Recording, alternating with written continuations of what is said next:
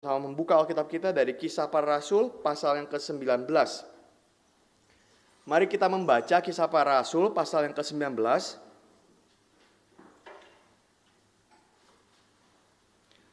Ayat yang pertama sampai ayat yang ke-12.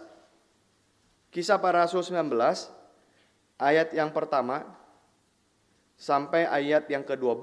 Sebenarnya pembacaannya itu sampai ayat yang ke-41. Tapi kita akan bahas sampai ayat yang ke-12 saja. Kisah Para Rasul 19 ayat yang pertama sampai ayat yang ke-12.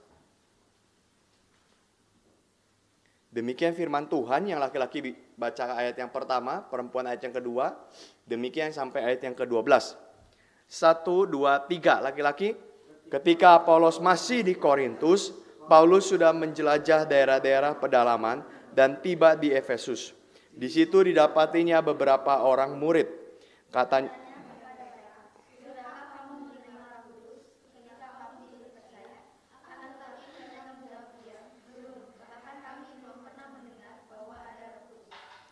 lalu kata Paulus kepada mereka, "Kalau begitu dengan baptisan manakah kamu telah dibaptis?"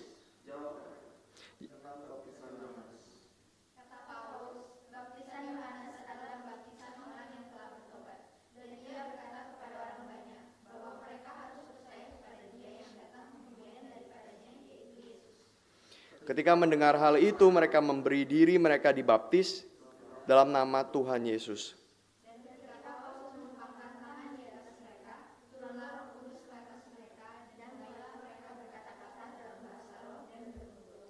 Jumlah mereka adalah kira-kira 12 orang.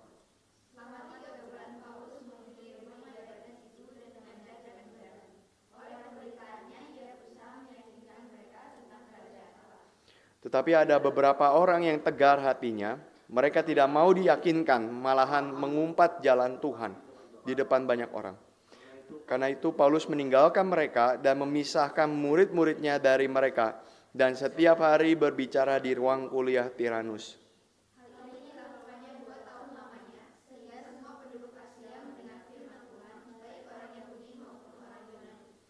Oleh Paulus, Allah mengadakan mujizat-mujizat yang luar biasa. Bahkan orang membawa... Ya.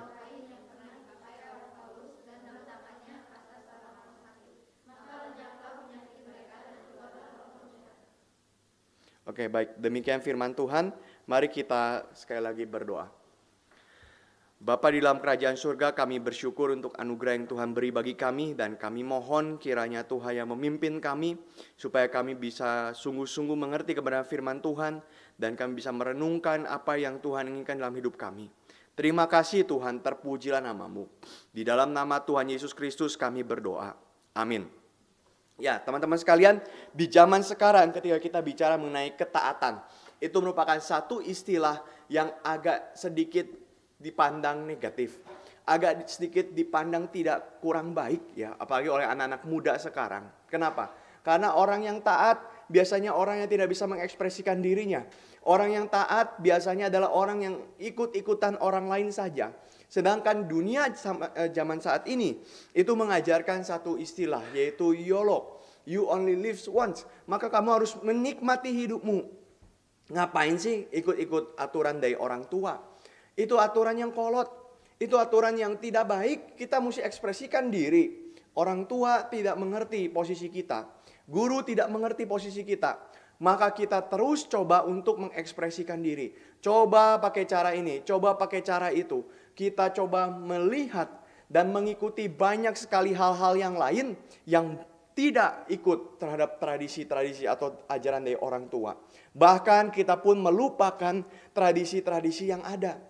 Zaman sekarang anak-anak agak bosan kayaknya untuk masuk dalam tradisi begitu ya. Dan nanti kalau kita lihat juga di dalam, khususnya nanti paling kelihatan jelas waktu pernikahan, orang-orang berbondong-bondong seperti yang tidak mau ikut tradisi. Kenapa? Karena mereka punya pemikiran bahwa hidupku adalah untuk aku sendiri. Aku hidup untuk diri sendiri. Aku makan untuk diri sendiri. Aku bekerja untuk diri sendiri. Aku melakukan apapun untuk diriku sendiri. Karena aku melihat bahwa diriku adalah satu pribadi yang harus memiliki otoritas, otonomi sendiri. Maka kita melihat teman-teman sekalian di zaman ini apa yang terjadi. Zaman ini adalah zaman yang berusaha membuat kita berpikir ulang dan membuat tradisi yang baru, membuat ajaran yang baru. Bahkan kekristenan pun masuk dalam zaman yang seperti demikian. Kita melihat di dalam kekristenan sekalipun, banyak sekali anak-anak muda yang pengen beda, pengen tampil beda. Dulu cuma pakai piano, sekarang pakai band. Dulu tidak ada lampu kedap-kedip, lampunya biasa saja. Sekarang ada lampu kedap-kedip. Dulu yang di tengah itu salib, sekarang yang di tengah itu layar. Maka kita pengen selalu berubah, pengen selalu ada yang baru. Tetapi kita bukan hanya pengen ada yang baru, kita pun menghilangkan apa yang lama yang sudah terjadi. Maka inilah yang terjadi dengan zaman sekarang. Sehingga ketaatan itu merupakan satu hal yang konotasinya agak kurang baik. Kayaknya kita nggak perlu ikut-ikut orang. Kita bisa jadi diri kita sendiri. Kita nggak perlu ikut-ikut baik itu orang tua atau siapa. Kita bisa untuk memelihara dan untuk berpikir tentang diri kita sendiri. Dan tidak perlu ikut orang lain. Tapi anak-anak sekalian, teman-teman sekalian, kalau kita melihat di dalam Alkitab, tentu saja hal ini adalah satu hal yang tidak baik. Kenapa? Karena kalau kita melihat terlebih dahulu di dalam Alkitab, dikatakan hormatilah orang tuamu. Supaya apa? Supaya lanjut umurmu. Supaya panjang umurmu di tanah yang Tuhan berikan kepadamu. Apa maksudnya menghormati orang tua bisa panjang umur? Dulu waktu saya kecil saya bingung sekali. Kenapa ya hormat orang tua bisa panjang umur? Apakah ada unsur-unsur magis di dalamnya yang tiba-tiba langsung tring gitu kan?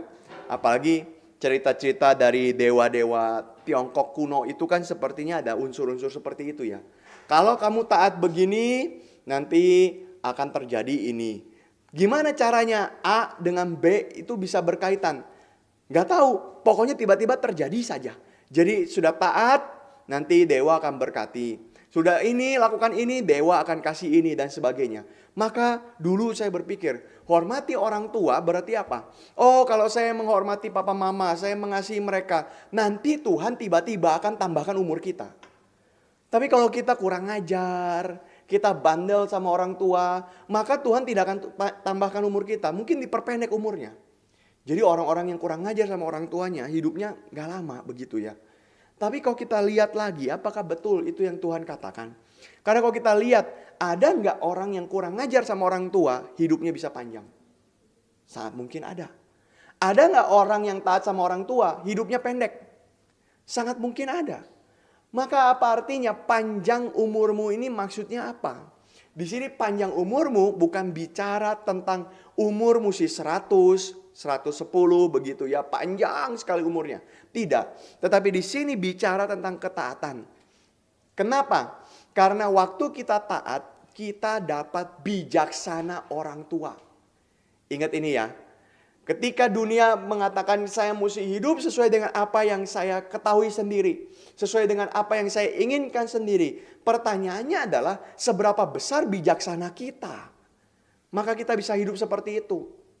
Seberapa besar kita tahu tentang hidup, maka kita bisa mengatakan bahwa saya yang memutuskan untuk hidup dengan diriku sendiri, dengan caraku sendiri. Seberapa kita tahu tentang hidup. Banyak sekali anak-anak muda kita kurang pengalaman. Meskipun kita banyak waktu ya. Banyak waktunya, tapi kurang pengalaman. Sehingga akhirnya apa? Banyak yang salah ambil pergaulan, salah ambil kehidupan. Dan di dalam Alkitab itulah yang membuat orang-orang umat Tuhan menjadi tidak diberkati oleh Tuhan. Kenapa? Karena waktu mereka tidak menghormati orang tua, mereka tidak taat kepada orang tua, mereka tidak tunduk kepada orang tua, maka yang terjadi adalah mereka hidup sesuai dengan cara mereka sendiri. Dan cara itu seringkali membawa mereka kepada kegagalan. Membawa mereka tidak mengerti apa artinya hidup, apa maknanya hidup. Karena hidup itu bukan hanya berkaitan tentang senang-senang saja. Ingat ini teman-teman sekalian, hidup bukan tentang senang. Hidup bukan tentang aku. Hidup bukan tentang saya maunya apa, tidak. Di dalam hidup itu banyak sekali hal yang kita tidak bisa mengerti. Banyak sekali hal yang tidak berkaitan tentang saya maunya apa. Tidak. Nah, nanti kalian kan ini SMP, SMA, nanti kalian sudah mulai masuk kuliah, ya, sudah mulai bekerja. Kalian akan melihat ya bahwa ada hal yang saya tidak mau pun saya harus jalankan, saya harus lakukan. Apalagi nanti kalau kalian punya keluarga, ya, punya anak, wah itu juga satu hal yang tidak gampang gitu. Anak tengah malam nangis, kita mau bangun nggak? Wah dalam hati saya masih mau tidur, saya nggak mau bangun. Tapi gimana itu anak nanti kalau tidak bangun? Bos di kantor jam 12 malam telepon, kita mau angkat nggak? Kita bilang enggak, saya nggak mau angkat, saya mau tidur. Tapi bos itu kalau tidak angkat, dia marah-marah selanjutnya. Maka ada banyak sekali hal tidak berkaitan dengan saya mau saja. Tapi banyak sekali hal yang harus kita lakukan dengan tanggung jawab. Dan itulah yang terjadi di dalam kekristenan. Ketika seseorang bertanggung jawab, dia taat, dia tunduk kepada orang tuanya, kepada otoritasnya. Maka yang terjadi apa? Tuhan akan memberkati dia. Dengan apa? Dengan bijaksana untuk menjalankan hidup. Dengan bijaksana untuk menjalankan hidup. Dan itu yang terjadi juga. Kita akan bahas di dalam Kisah Para Rasul 19 ini. Kisah Para Rasul 19. Teman-teman sekalian, setelah Tuhan Yesus bangkit, ya, setelah Tuhan Yesus naik ke surga, Tuhan Yesus mencurahkan Roh Kudus kepada para rasul, kepada para muridnya. Sehingga Roh Kudus itu dicurahkan. Untuk apa? Agar murid-muridnya bisa menjalankan kehendak Bapa di surga. Maka kita lihat ada motif ketaatan di sini. Dulu Israel dikasih Taurat. Dulu Israel dikasih perintah. Dikasih aturan. Mereka harus hidup taat. Tapi apakah mereka bisa taat? Mereka tidak bisa taat. Mereka menjadi orang yang begitu berontak melawan Tuhan. Karena keinginan mereka sendiri. Mereka tidak bisa taat kepada Tuhan. Mereka tidak mau dengar Tuhan. Mereka menjalankan apa yang sesuai dengan keinginan mereka sendiri. Karena mereka jatuh dalam dosa. Tetapi kalau kita bicara tentang gereja Tuhan. Apakah gereja Tuhan akan mengulangi kegagalan yang sama seperti Israel? Jawabannya tidak. Kenapa? Karena Roh Kudus sudah dicurahkan. Di dalam Yohanes dikatakan Roh Kudus akan mengajar kita, mengingatkan kita tentang firman Tuhan. Roh Kudus akan mengingatkan kita tentang kehendak Bapa. Roh Kudus akan mengajar kita tentang apa yang Tuhan inginkan. Sehingga gereja akan menjalankan misi Tuhan di tengah-tengah dunia ini dengan baik. Kenapa? Karena ada Roh Kudus. Saya katakan dengan baik bukan berarti dengan sempurna, ya. Karena tetap manusia jatuh dalam dosa. Tetapi teman-teman sekalian, meskipun manusia jatuh dalam dosa, pekerjaan Tuhan tidak akan gagal lagi. Tidak akan seperti Israel. Tuhan membuang umatnya, tidak. Gereja tidak akan dibuang oleh Tuhan. Kenapa? Karena ada Roh Kudus dicurahkan bagi gerejanya. Saudara, kalau kita lihat, waktu Roh Kudus itu dicurahkan, maka mereka diberikan misi untuk memberitakan Injil ke seluruh dunia. Kita mau tanya, ini misi macam apa ya? Kalau kita yang diberikan misi seperti itu, apakah ini bisa terjadi atau tidak? Kita perlu pikir karena mereka hanya 12 orang. 12 tambah Matias ya, karena Matias sudah masuk juga. Mereka hanya 12 orang. Mereka adalah orang-orang yang biasa-biasa saja. Tidak ada orang yang kaya. Tidak ada orang yang penting. Tidak ada orang yang punya edukasi yang tinggi, pendidikan yang tinggi. Mereka hanya nelayan, mereka hanya orang-orang biasa. Yang ketika mereka bicara dengan imam Taurat pun, imam-imam itu akan mengabaikan mereka begitu saja. Maka dari 12 orang ini, bisakah mereka mempengaruhi seluruh dunia? Seluruh kekaisaran Romawi, kekaisaran yang begitu besar saat itu. Ini sama dengan kita berkata seperti ini. Bisakah kita mempengaruhi seluruh negeri Arab untuk mereka menjadi orang Kristen? Ini kan seperti mission impossible. Berapa orang yang diutus? Apakah ada 1.000 misionaris? Apakah ada 2.000 misionaris? Tidak, hanya 12 orang saja yang diutus. Maka mereka mulai berpikir, ini bagaimana ya? Tidak heran para rasul sebelum diutus, sebelum Roh Kudus turun, mereka begitu ketakutan. Coba kita pikir, teman-teman sekalian, ketaatan itu dimulai bukan dari persetujuan kita. Ini yang sering kali terjadi ya. Ingat ini ya. Taat itu apa? Oh, kalau saya setuju saya taat. Guru suruh saya potong rambut misalkan. Saya nggak setuju sama idenya guru, saya nggak mau taat. Tidak. Kalau mau seperti itu, para rasul tidak pernah mengabarkan Injil. Karena mereka juga berpikir, gimana saya lawan orang-orang Romawi dan sebagainya. Tidak mungkin. Tapi justru dengan Roh Kudus dicurahkan kepada mereka, mereka diberikan keberanian untuk taat kepada Bapa.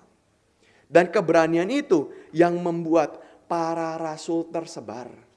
Kita lihat ya, menarik ya teman-teman sekalian. Waktu mereka tanda petik sedang dilatih sama Tuhan Yesus, berapa banyak orang yang diutus? Mereka diutus berdua. Ingat ya, di Injil kan dikatakan itu ya. Diutus berdua, mereka kabarkan Injil berdua, kemudian mereka balik lagi gitu ya. Itu ada berita itu, cerita itu di Injil. Tapi kalau kita lihat, waktu di Kisah Para Rasul, mereka diutus berapa? Sendirian. Tidak ada yang bareng-bareng. Tidak ada Petrus jalan sama Yohanes begitu ya. Kemudian Andreas jalan sama Filipus. Tidak ada. Mereka menyebar. Di dalam tradisi gereja ya. Bukan di dalam Alkitab. Tapi dalam tradisi gereja. Mereka menyebar. Thomas itu jalan sampai ke India. Matius itu kalau tidak salah dia jalan sampai ke Ethiopia. Dan dia jalan bersama dengan Thomas. Bersama dengan para rasul yang lain. Tidak. Dia jalan sendiri-sendiri. Semua berjalan sendiri. Kenapa? Karena ada Roh Kudus yang menggelorakan hati mereka, memberitakan Injil, memberitakan kebenaran bagi Tuhan. Roh Kudus yang menolong kita untuk taat kepada Bapa di surga. Nah, sama seperti Paulus juga pergi ke satu kota, namanya kota Efesus. Dia memberitakan Injil di kota ini. Di sini ada orang-orang Yahudi, di sini ada orang-orang Yunani. Efesus adalah kota yang begitu besar, kota yang begitu penting di daerah Asia Minor. Tahu Asia Minor? Zaman sekarang orang sebutnya daerah Anatolia ya, atau yang lebih spesifik lagi adalah negara Turki sekarang. Sekarang negara Turki ya, tahu di peta ada negara Turki. Nah, itu seluruhnya disebut Asia Minor dulu, Anatolia. Dan di situ ada kota namanya Efesus. Di Efesus ini ada begitu banyak orang Yahudi, begitu banyak orang Yunani. Di Efesus ini ada begitu banyak tempat-tempat pemerintahan yang besar, kuil-kuil yang besar di situ. Dan di Efesus ini ada begitu banyak orang penting yang tinggal di dalam kota ini. Dan Paulus masuk ke kota ini untuk melayani, untuk membawa mereka kembali percaya kepada Tuhan. Saudara, Paulus tidak pergi melayani ke kota kecil. Tidak. Seringkali kita sebagai orang Kristen, bahkan kepada orang yang kecil, yang dianggap sepele oleh masyarakat pun, kita tidak berani untuk kabarkan Injil. Tapi Paulus punya hati, langsung pergi ke core, ke senternya dari penyembahan berhala, yaitu di kota Efesus. Maka Paulus di sana pergi dan dia bertanya tentang baptisan Yohanes Pembaptis. Dia di sana membaptis 12 murid dari murid-muridnya Yohanes Pembaptis yang telah mengikuti ajaran Yohanes Pembaptis. Teman-teman sekalian, apa maksudnya sih? Kenapa mesti dikatakan dia membaptis orang-orang pengikut Yohanes Pembaptis ini? Karena di sini kita melihat bahwa ketika dia mengikut Yohanes Pembaptis, ini bukan hanya bicara tentang saya setiap hari ikut-ikut sama dia, tidak. Tapi Yohanes Pembaptis kan sudah lama mati ya. Tahu ya kisahnya ya, di zaman Yesus masih melayani gitu ya, belum disalibkan, Yohanes Pembaptis kan sudah mati. Sudah dipancung oleh Herodes ya dan juga kawan-kawannya. Maka kenapa masih ada muridnya Yohanes Pembaptis? Ini berarti mereka masih mengikuti warisan dari pengajaran Yohanes Pembaptis. Dan dari sini saya mau katakan satu hal. Kenapa pengikut Yohanes Pembaptis ini masih harus dibaptis? Pertama, teman-teman sekalian, karena Yohanes Pembaptis seharusnya membuka jalan bagi Kristus. Yohanes Pembaptis bukan ujungnya. Yohanes Pembaptis bukan puncaknya dari segala yang Tuhan mau kerjakan. Yohanes Pembaptis diutus ke dalam dunia ini. Dia memberitakan keselamatan itu dengan menunjuk kepada Kristus.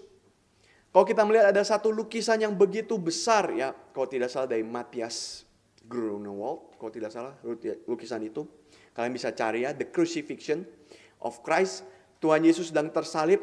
Kemudian ada Yohanes Pembaptis sedang tunjuk kepada salib itu. Itulah pekerjaan dari Yohanes Pembaptis. Yohanes Pembaptis itu harusnya membuat mereka menyadari bahwa klimaksnya, intinya dari seluruh pelayanan ini bukan dia. Maka ketika Yohanes ditanya ya, apakah kamu Mesias yang akan datang itu? Yohanes mengatakan tidak. Saya menunjuk kepada yang lain, yaitu apa? Yaitu menunjuk kepada Kristus. Tetapi Yohanes juga pelayanannya bukan tidak penting. Pelayanan Yohanes sangat penting menjadi jembatan antara perjanjian lama dan perjanjian baru. Itu pelayanan Yohanes. Menjadi jembatan antara umat yang dulu dengan umat yang baru. Dijembatani oleh Yohanes. Maka teman-teman sekalian, dari pengikut Yohanes seharusnya mereka bisa menyadari dan percaya menjadi pengikutnya Kristus. Dan di sini saya mau katakan apa? Bahwa ajaran itu adalah satu hal yang sangat penting. Teman-teman sekalian, bisakah kita menetapkan segala sesuatu sesuai dengan kehendak saya sendiri? Jawabannya tidak bisa. Kenapa? Karena waktu kita berpikir, waktu kita memutuskan sesuatu, ada worldview di balik semua itu. Ada landasan berpikir di balik semua itu. Ada konsep berpikir di balik semua itu. Kita tidak bisa mengatakan saya mandiri, saya lepas dari tradisi sebelum kita. Tidak. Tidak ada manusia bisa mengatakan saya punya pikiran itu original. Tidak ada. Kenapa? Karena mereka semua berdiri di atas raksasa-raksasa pemikiran sebelumnya. Maka kalau kita lihat, apakah masyarakat itu bisa netral? Gak bisa. Sekali lagi ya, gak bisa netral. Karena apa? Saya ambil contoh, misalkan mereka ngambil keputusan A. Kenapa mereka ngambil keputusan A? Itu kan punya backgroundnya, punya landasan berpikirnya. Misalkan di sekolah saja, yang cowok itu mesti potong rambut. Rambutnya mesti pendek. Kan gak boleh gondrong ya. Rambutnya dari sini sampai ke ujung, ke bawah gitu ya. Terus jalan, kelihatan kayak cewek. Dibuka, ternyata ketika disentuh gitu, halo gitu, dia balik, dia langsung lihat kumisnya segini panjangnya. Wah, ngeri ya gitu ya. Kan gak boleh. Kenapa begitu? Kenapa sih? Kalau bikin aturan mesti potong rambut, ngurusin banget sih sama rambut orang gitu ya. Kok ngurusin banget sih sama gayanya orang? Bukan masalah ngurusin gaya orang atau tidak. Tapi kita melihat bahwa kerapihan itu bagian dari disiplin seseorang. Disiplin seseorang. Ini bukan masalah gaya-gayaan atau apa, tidak. Kerapihan itu bagian dari disiplin seseorang. Kenapa? Karena orang yang disiplin adalah orang yang apik, orang yang rapih. Kita lihat ya, kalau begitu masuk ke rumah orang, rumahnya berantakan kayak kapal pecah, kita tahu ini orang berarti kurang disiplin. Karena orang yang disiplin pasti akan beres-beres barang, meskipun nggak bisa ya diberesin terus juga capek ya. Nanti lama-lama muntah darah juga ya, beresin rumah terus gitu ya, beresin terus itu capek gitu. Tapi paling tidak dibersihin, ada rapi dan sebagainya. Kita bisa lihat rapi identik dengan disiplin. Dan itu dapat dari mana? Itu dapat dari pemikiran di tengah-tengah masyarakat. Kalau orang rapi itu berarti dia disiplin. Maka kita bisa lihat, kenapa mesti gunting rambut? Itu bukan hanya karena gurunya iseng pengen gunting rambut kita, tidak. Tapi ada pemikiran-pemikiran di belakang itu. Dan kalau kita tanya lagi, kenapa kita mesti disiplin? Nanti ujung-ujungnya bermuaranya kepada apa, Sur? Kepada prinsip di dalam agama misalkan. Prinsip di dalam agama. Prinsip di dalam kekristenan. Orang Kristen harus menjadi saksi Tuhan. Kan di situ kan. Sehingga kalau kita lihat, satu pemikiran, satu keputusan itu punya di bawahnya, punya background. Gak ada yang netral. Kita bisa bilang seperti itu. Maka kita gak bisa bilang ya, oh kalau kita datang ke konser musik gitu ya, konser musik yang anak band gejreng-gejreng, itu konser yang netral. Itu tidak ada bau agama-agama. Gak bisa. Semua berakar kepada itu. Karena apa? Ini ada satu teori tentang agama ya. Komunitas masyarakat hanya bisa dibentuk ketika mereka berakar kepada agama. Sekali lagi, komunitas masyarakat hanya bisa dibentuk ketika mereka berakar kepada agama tertentu. Orang komunis mengatakan saya nggak mau punya agama. Mari kita sama-sama membuang agama. Tetap saja ujung-ujungnya apa? Komunisme jadi agama mereka. Tidak bisa. Maka dari sini saya mau katakan apa? Semua manusia punya tradisi berpikirnya masing-masing. Kalau saya katakan seperti ini ya, ini sekali-sekali kita bisa sama-sama diskusi ya. Tentang same sex marriage. Same sex marriage. Itu bagaimana? Setuju atau tidak? Kita anggap itu dosa atau kita anggap itu penyakit? Saya kerucutkan ke situ ya. Jangan ada option yang lain ya. Kita bilang, oh itu boleh, nggak apa-apa. Jangan ikut-ikutan Thailand. Thailand sekarang ini sudah melegalkan semua itu karena memang mereka itu bisnisnya di sana. Jadi ya pasti dilegalkan lah. Itu bisnisnya mereka gitu ya. Tapi kalau kita pikir lagi ya, kenapa orang sih bisa pikir same sex marriage? Kenapa? Apa karena mereka suka-sukaan aja? Tidak. Mereka punya fondasi dasar berpikirnya. Yaitu apa? Hak asasi manusia yang paling penting. Lebih penting dari apapun. Itu fondasi berpikir mereka. Sehingga kalau orang mau melakukan sesuatu dan sebagainya, terserah dia, itu hak asasinya dia. Tapi teman-teman sekalian, kalau kita lihat di sini ya, apa yang Paulus katakan? Yang Paulus lakukan adalah dia membaptis orang-orang ini. Kenapa? Karena dari tradisi berpikir Yohanes Pembaptis itu harus berubah menjadi tradisi berpikirnya Kristus. Kita tidak bisa mengatakan semua sama saja, tidak. Jangan mau jadi anak remaja yang dibodohi. Jangan mau jadi anak remaja yang taunya ya semua pokoknya baik-baik saja. Tidak pernah ada semua baik-baik saja. Karena di dalam dunia ini maling pun bisa terlihat baik-baik saja. Tapi di belakangnya dia ngerampok punya orang lain. Di dalam dunia ini koruptor-koruptor terlihat seperti yang baik-baik saja. Tapi di balik semua itu dia ambil semua duit orang. Duit rakyat dan seterusnya. Maka kita harus berpikir, tradisi itu harus berubah. Tradisi berpikir itu harus berubah. Dan tradisi berpikir itu yang mendorong kita punya ketaatan semacam apa. Sehingga maka kita melihat di sini Paulus membaptis mereka bukan hanya upacara. Tetapi di sini membaptis itu berarti mereka menggeser dasar berpikir mereka kepada apa? Bukan kepada Paulus, tapi kepada Kristus Yesus. Maka teman-teman sekalian, inilah hal yang pertama kita bisa lihat. Ketaatan itu terjadi karena Kristus yang menjadi dasarnya. Kalau dasarnya diri, kita nggak mungkin taat.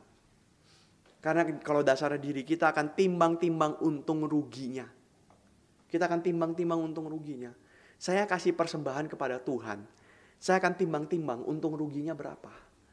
Kalau saya kasih persembahan nanti 100.000 kepada Tuhan, wah saya nggak bisa beli game. Saya nggak bisa beli ini itu. Saya nggak bisa lakukan ini itu. Maka timbang-timbang berapa ya? Oh, kayaknya paling oke sih 20.000 aja atau 10.000 bahkan. Bahkan ada yang kasih 5.000 ya persembahan sama Tuhan. Itu nggak ada bedanya sama tukang parkir. Maka kita lihat, kita timbang-timbang untung ruginya. Saya kalau datang ke gereja jam segini ya nanti gimana ya saya ya? Oh saya nanti mau pergi ke sini, mau pergi ke situ. Jadi gak datang gereja. Akhirnya apa? Kalau ada ujian, gak datang gereja. Kalau mau liburan, liburan pun tidak ke gereja. Kita liburan ya, misalkan kita liburan di mana? Keluar pulau, keluar kota gitu ya. Apakah waktu kita liburan kita cari gereja? Banyak orang Kristen juga cari gereja loh. Ini kan lagi liburan, berarti apa? Libur dulu ibadah sama Tuhan. Kok bisa libur dulu ibadah sama Tuhan? Nanti sekali-sekali Tuhan bisa bilang juga ya, saya mau libur dulu ya, nggak kasih berkat sama kamu ya. Saya nggak kasih nafas sehari aja, saya nggak kasih nafas, libur dulu ya. Itu satu hal yang sangat aneh. Maka kita harus rubah dasar berpikirnya itu apa? Bukan diri kita, tapi Kristus. Dan saya sangat harap teman-teman sekalian, kita bisa pikirkan ini baik-baik. Dan salah satu implementasinya, pikirkan ini baik-baik itu apa? Maka kalau dasar berpikir itu adalah tentang Kristus, maka kita akan kejar sampai kemanapun. Termasuk kita akan prioritaskan acara-acara yang penting dari gereja, bukan prioritaskan liburan. Ini harus menjadi dasar pemikiran kita. Begitu libur itu ya, langsung pikirnya apa? Saya mau keluar kota, saya mau ke sini situ. Maka begitu ada acara gereja, kita bikin retret yuk. Nggak bisa, saya mau keluar kota. Nggak bisa, ya seperti ini ya, NRITC ya. NRITC, saya melihat sih ada remaja-remaja yang tidak ikut. Kenapa nggak ikut? Kenapa nggak ikut? Oh saya mau pergi, saya mau ini. Oh jadi keinginan kita itu harus mengikuti ya. Maksudnya Tuhan harus mengikuti keinginan kita atau bagaimana ya? Kenapa harus seperti itu? Kita mesti prioritaskan Tuhan. Dan salah satu tandanya kita prioritaskan Tuhan itu adalah dengan melihat agenda gereja sebagai hal yang penting. Maka seharusnya ketika ada NRITC dan sebagainya gitu ya, acara-acara gereja, itu sudah tanda petik menjadi kewajiban kita untuk ikut. Meskipun saya tidak mau pakai istilah wajib ya, ini seperti militer begitu ya. Saya tidak mau pakai istilah wajib, tapi itu menjadi kewajiban kita. Dan waktu kita ikut pun kita di sana bukan main-main, kita cari orang, cari pacar lagi, waduh gawat sekali ya. Bukan, kita benar-benar berfokus pada Kristus. Makanya hal pertama yang perlu kita pikirkan ya, ketaatan itu terjadi kalau fondasinya Kristus. Ketaatan itu terjadi kalau Roh Kudus sungguh bekerja dalam hidup kita. Dan Bapa di surga yang memberikannya pada kita. Hal yang pertama. Hal yang kedua, ketaatan itu terjadi dengan cara apa? Ada aksi yang nyata.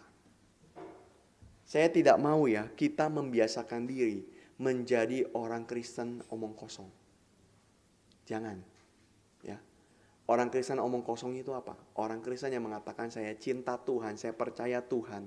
Tapi bahkan baca Alkitab pun tidak mau. Bahkan dengar firman pun tidak mau. Bahkan melakukan untuk kehendak Tuhan pun tidak mau. Itu bukan orang Kristen yang baik. Apa yang ada di dalam pikiran kita? Sekarang saya mau tanya, teman-teman sekalian, kenapa kalian datang ke gereja? Kenapa kalian datang ke gereja? Kalau kalian pikir ini kewajiban. Kalau kalian pikir ini karena disuruh orang tua. Kalau kalian pikir karena saya bisa ketemu teman. Kalian belum sungguh-sungguh tahu jadi orang Kristen yang baik itu apa. Karena nanti begitu gerejanya tidak ada teman, kalian gak ke gereja. Ini kan. Kalau orang ditanya ya, kadang saya ketemu sama anak remaja atau apa. Kenapa gak ikut? Gak ada temen. Lah, jadi ke situ cari temen, cari Kristus. Cari teman ternyata. Temanku semua masuk bar. Ya sudah ikut masuk bar semua. Nggak ke gereja jadinya. Karena di gereja tidak ada teman. Karena di gereja tidak ada yang kita inginkan. Tapi teman-teman sekalian. Orang Kristen yang taat kepada Tuhan. Dia akan melakukan dengan cara yang aktif. Dia akan kejar kehendak Tuhan. Lebih penting daripada yang lain. Maka kalau kita lihat, Paulus melakukan hal ini. Dia dengan berani melayani di kota Efesus. Kota yang menjadi kafir. Pusat dari kekafiran itu ada di Efesus. Dan dia dengan berani melayani di sana sampai 2 tahun. Melayani di sana. Dan apakah dia bisa dengan mulus melayani di sana? Tidak. Dia pun dianiaya. Dia pun di sana mendapatkan banyak sekali tantangan dan sebagainya. Tetapi dia melakukan itu karena dia mau meneladani Kristus. Meneladani Kristus. Maka Paulus mengabarkan Injil sampai ke sinagoga-sinagoga. Sinagoga itu tempat penting orang Yahudi berdiam. Dia mengabarkan Injil sampai ke tempat kuliah Tiranus. Tempat penting orang-orang kafir berdiam. Di keberanian itu dianugerahkan kepada dia. Sehingga dia sungguh-sungguh berani untuk mengabarkan Injil. Teman-teman perhatikan. Perhatikan ya. Kita ini memang di Indonesia kaum minoritas. Tapi jangan punya mental minoritas di Indonesia. Jangan.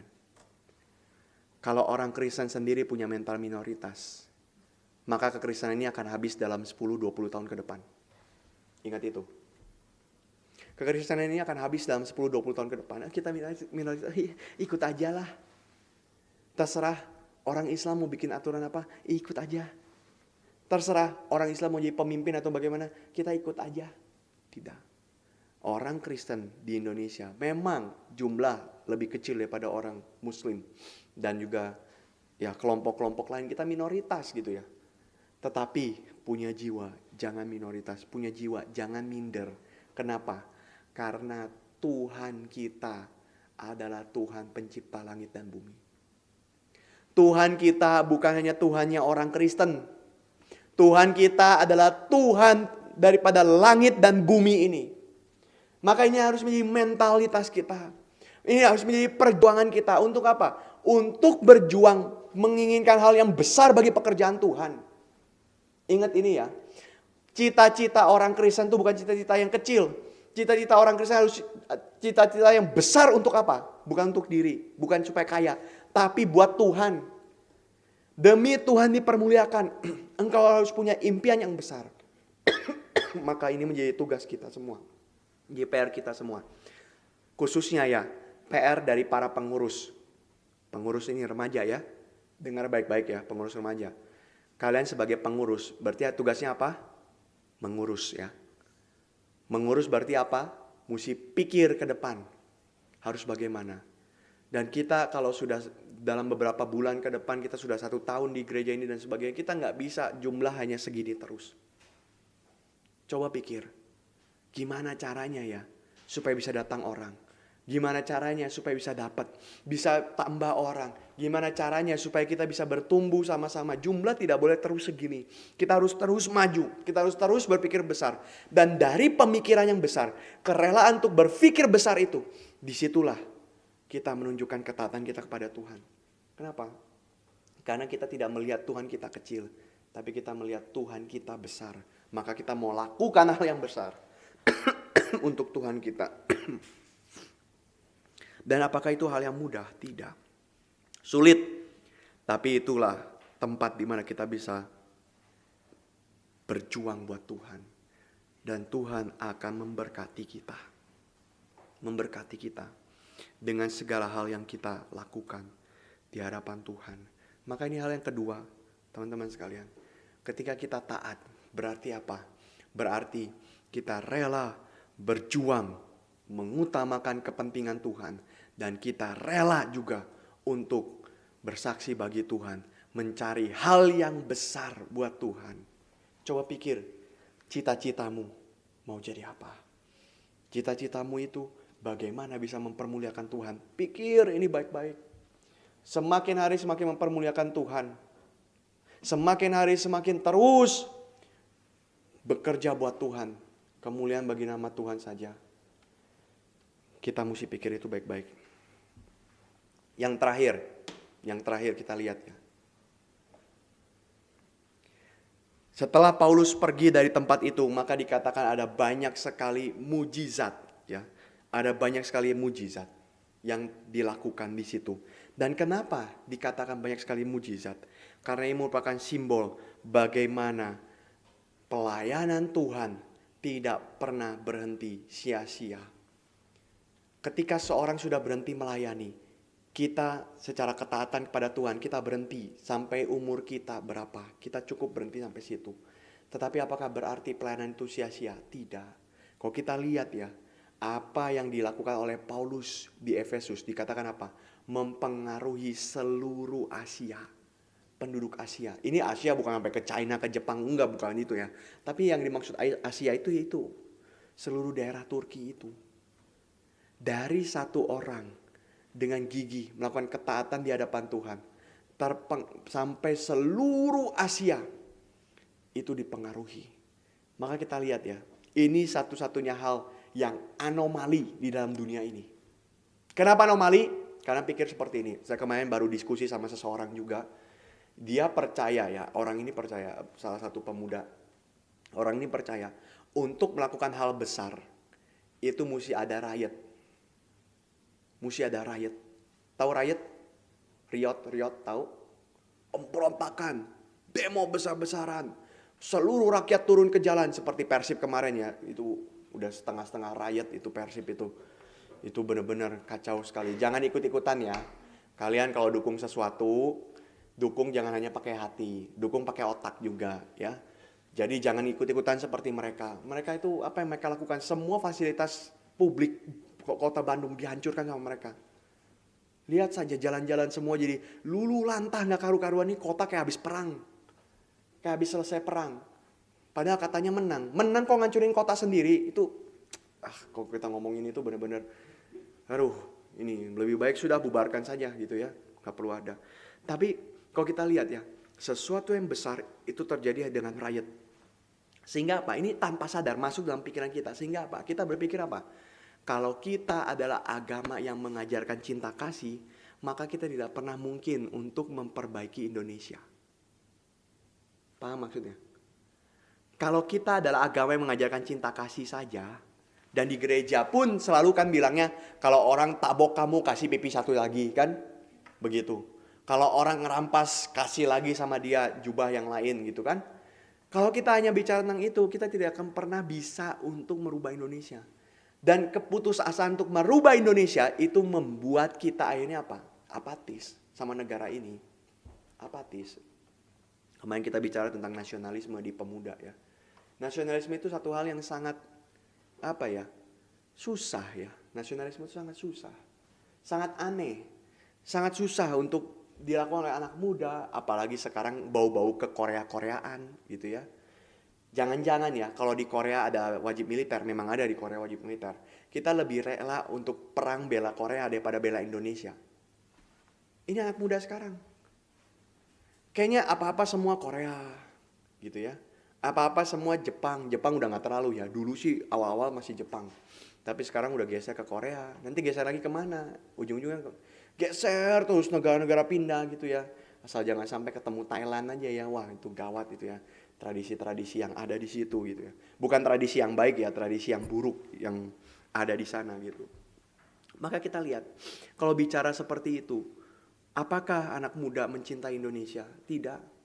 Banyak orang bilang, Indonesia ini sudahlah, kalau bisa saya dikasih pilihan, mau lahir di mana? Coba, kalian mau lahir di mana? Mau lahir di mana kalian? Kalau bisa dikasih pilihan, mau lahir di mana? Di negara apa? Kalian mau lahir di negara apa? Orang bilang, saya mau lahir di Amerika. Oh, tunggu dulu ya, Amerika sudah mau hancur. Saya mau lahir di China. Oh, hati-hati, komunis. Saya mau lahir di mana? Gitu. Di negara-negara di Eropa. Oh iya, sudah LGBT sekarang. Itu mengerikan sekali. Itu di Belanda itu saya pernah dengar cerita juga. Ada satu jalan di mana orang-orang sekarang itu sudah mulai malas pakai baju. Saya nggak ngerti pikirannya di mana gitu. Dan satu jalan itu bisa satu pantai apa segala macam. Itu mengerikan. Itu saya cerita ya, dengar cerita ya, bukan saya lihat ya. Saya dengar cerita dari orang begitu. Maka kita lihat ya. Kalau kita mau lahir di satu tempat ini, kita pikir tempat orang lain lebih baik. Nanti kalau kita sudah masuk ke dalam, kita baru tahu tempat itu pun tidak lebih baik dari negara kita. Gak ada tempat yang lebih baik. Di Korea tingkat bunuh diri tinggi. Karena begitu ada satu kelemahan dari satu orang di Korea, langsung dia cepat-cepat bunuh diri. Pride-nya besar. Itu bangsa punya pride besar. Seperti Jepang punya pride besar. Jadi ada satu hal sedikit saja langsung dia bunuh diri. Dan kita lihat seperti itu. Maka kalau kita berbicara tentang ketaatan, kita bicara tentang negara ini ya. Kita harus memperjuangkan apa yang menjadi bagian kita di dalam negara ini. Dan itu sebenarnya menjadi tanda kita sungguh-sungguh taat kepada Tuhan. Tanda kita sungguh-sungguh melayani Tuhan. Dan ketika kita sudah melakukan itu, ketaatan itu dengan baik, kita melakukan apa yang menjadi tugas kita dengan baik, maka pekerjaan Tuhan selanjutnya tidak akan hilang begitu saja. Ketaatan itu akan diteruskan. Tuhan akan terus memakai hamba-hambanya untuk terus merangkai pekerjaan Tuhan yang begitu indah. Bahkan nanti ya, setelah Paulus melayani, seluruh daerah di Asia itu akhirnya mengenal tentang Kristus. Apakah semua percaya kepada Tuhan? Tidak semua jadi orang Kristen. Tapi ajaran tentang Tuhan sudah berkelana begitu ya, sudah menyebar ke seluruh daerah itu. Sampai akhirnya satu persatu daerah itu nantinya dimenangkan oleh Tuhan. Bahkan kota Efesus nantinya menjadi pusat kekristenan. Yohanes, rasul yang terakhir, akan hidup di kota Efesus sampai dia mati. Nanti dia dibuang ke Patmos juga ya. Tapi dia pelayanan terakhirnya adalah di kota Efesus. Maka kita bisa lihat apa? Bisa lihat ini. Dari ketaatan Paulus satu orang berdampak besar kepada banyak orang. Kita mau merubah negara ini. Itu dimulai dari mana? Rubahlah dirimu sendiri. Rubah dirimu sendiri.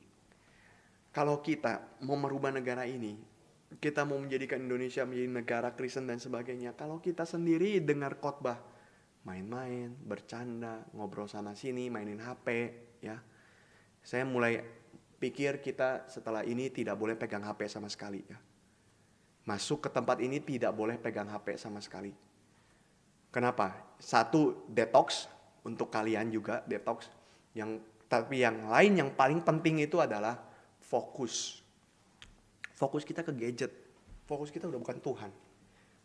Maka kalau kita nggak pegang itu rasa gatal. Tapi kalau kita tidak pegang Alkitab, kita tidak berdoa hari ini, rasa gatal nggak? Rasa ada yang salah nggak? Kan enggak gitu. Nah maka hal-hal semacam itu ya, kita memang punya mimpi yang besar. Tadi saya katakan cita-cita yang besar, kita harus berani untuk bermimpi besar bagi Tuhan. Tapi ingat juga teman-teman sekalian, mimpi besar dimulai dari step kecil yang engkau lakukan. Maka waktu saya kemarin diskusi sama orang itu, dibilang harus ada rakyat. Rakyat apa? Seluruh rakyat. Mari kita duduki Senayan. Duduk, benar-benar duduk ya. Di atas bangunan seperti kura-kura itu, benar-benar duduk di atasnya. Kemudian kita coret-coret, kita rakyat berontak besar. Baru Indonesia bisa dirubah menjadi negara yang percaya kepada Tuhan. Saya bilang enggak. Kalau yang terjadi pemberontakan besar, negara ini tidak akan menjadi negara yang percaya kepada Tuhan. Negara ini akan hancur. Tahu dari mana? Karena tidak ada keteraturan yang terjadi dari kehancuran. Kecuali kalau bukan Tuhan yang bekerja. Tidak ada. Tidak bisa. Di Rusia itu terjadi 2 kali revolusi. Di tahun yang sama, 1917 kalau tidak salah. 1917. Revolusi pertama terjadi di bulan Februari. Yaitu apa? Kelompok Menshevik. Menshevik itu kelompok sosialis. Dia menggulingkan Tsar. Tsar itu raja ya. Kekaisaran Rusia yang sudah bertahan ratusan tahun. Dia gulingkan Tsar waktu itu. Dan dia menduduki kekuasaan. Berpikir apa? Kalau kami yang pegang kekuasaan, pasti negara ini lebih baik. Maka Menshevik revolusi, dia ambil. Tsar itu dibunuh. Dan keluarganya semua habis dibunuh. Ya, itu ada ceritanya, kalian bisa lihat. Semua mati, semua dibunuh. Dan akhirnya mereka menjadi pemimpin. Itu di bulan Februari. Dan kita lihat setelah itu, apakah Rusia lebih baik? Tidak.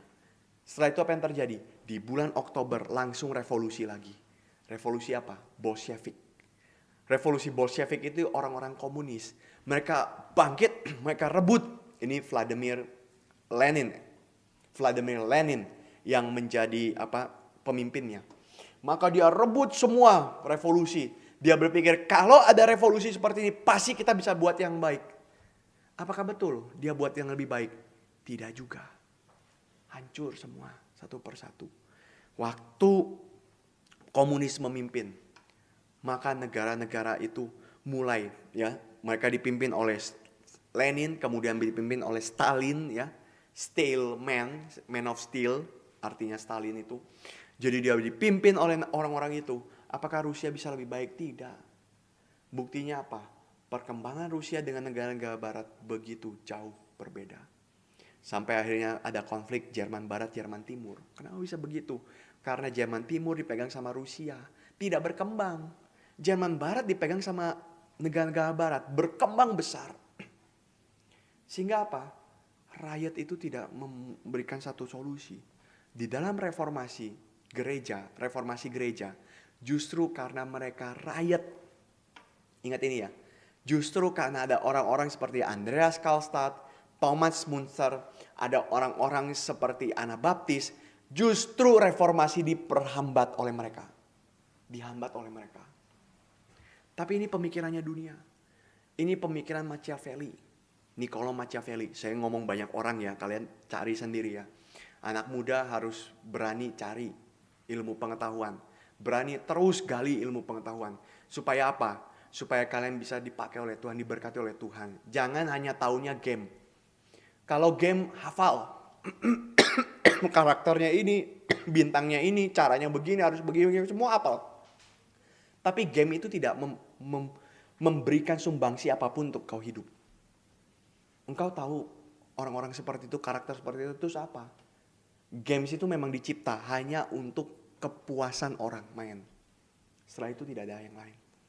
Tapi kalau kita belajar dari sejarah ya orang-orang seperti Niccolo Machiavelli, seorang politisi dari Italia di tahun 1500-an, 1600-an, ya. Maka dia mengatakan memang harus ada binatang buas. Harus kekuasaan itu harus diambil dengan cara yang kasar, dengan paksaan diambil. Itu kata Niccolo Machiavelli. Tapi kalau kita lihat, teman-teman sekalian, apakah orang Kristen mau pakai cara itu? Mari kita sama-sama jihad, kita bakar masjid orang. Begitu? Tidak. Kristen adalah agama yang dianggap anomali. Kenapa? Karena satu-satunya agama yang tidak menyebar pertama kali.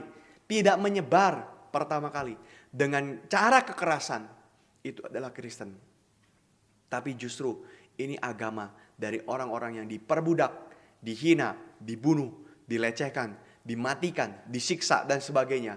Tapi justru agama ini sekarang menjadi agama pertama nomor 1 di dunia.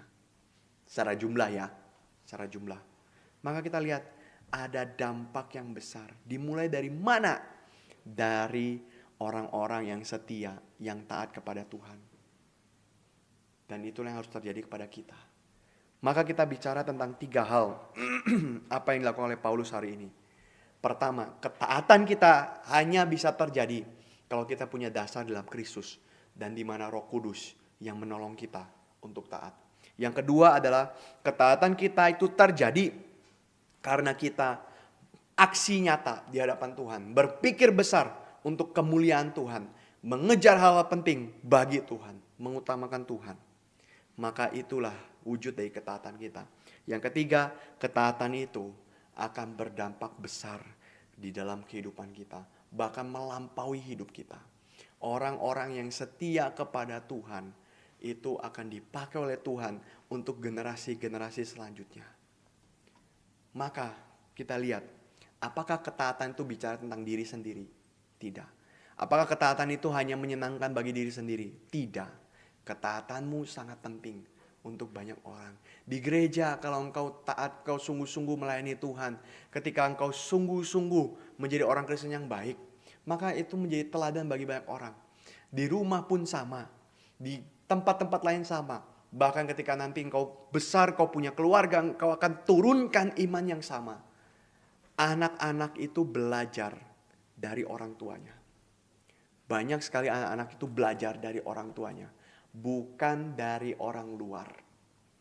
Maka kalau orang tuanya tidak taat pada Tuhan, anaknya tidak akan taat pada Tuhan. Kita lihat itu ya. Kita mesti prioritaskan mana yang penting, mana yang tidak di hadapan Tuhan.